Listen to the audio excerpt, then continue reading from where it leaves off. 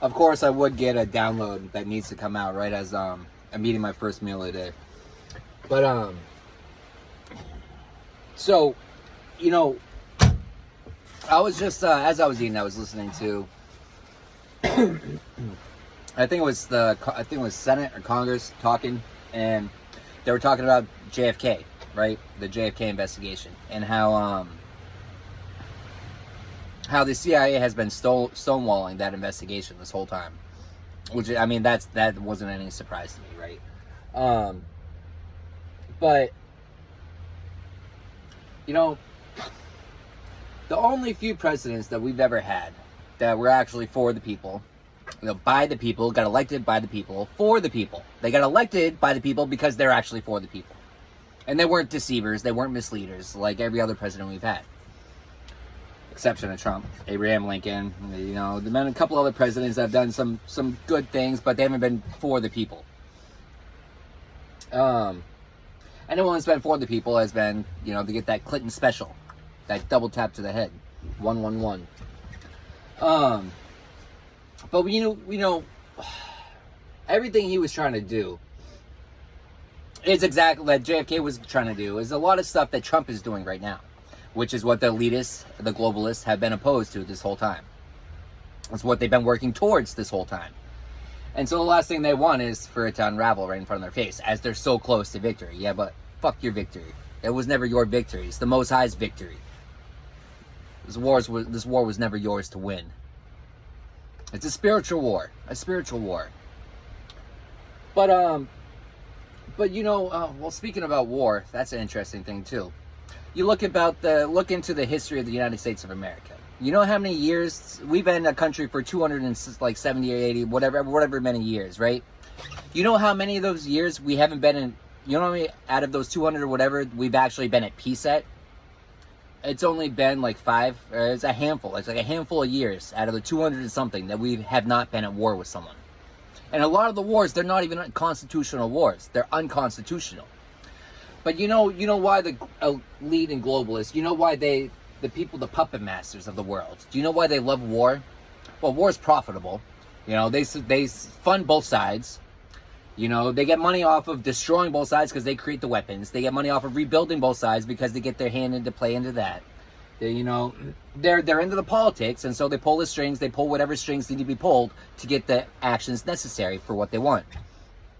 They've been infiltrating every aspect of the government for a very long time.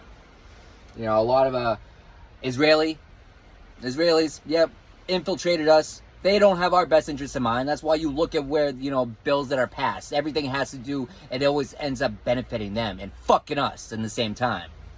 Not anymore. America first.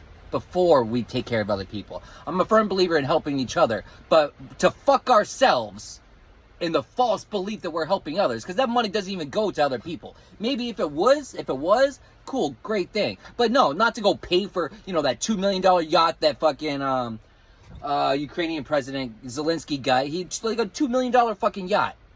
All this money, it goes to line the pockets of those that never should have fucking got a cent. But let's not get sidetracked. War. They fund both sides, and then they get the contracts to rebuild. BlackRock, you motherfuckers. But then you go and you look at things that you know why else they love war? Because who goes to fight wars? It's the brave men, it's the warriors, not the cowards that sit there and send everyone else to war, the cowards that send our sons, the cowards that send our daughters to go and fight and die, sacrifice their life for a fictitious fucking war. Those cowards.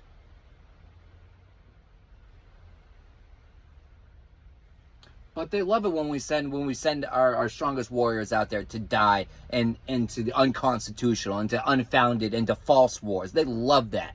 Do you know why they love it? Because if they kill them off then they can't stand up and fight against their agenda. It's a win all around for them. That's a story as old as time. That's been happening for way too long. It's been happening for way too long. No, but heavens forbid, we have someone in a position of power, 5505. Heavens forbid we have someone in a position of power that's actually creating change, a good change, a positive change, a healthy change. Heavens forbid we have someone like that in a position of power. Heavens forbid we have someone in a position of power, or the highest position of power, commander-in-chief, talking about peace and love and God. Heavens forbid that. Heavens forbid that, right?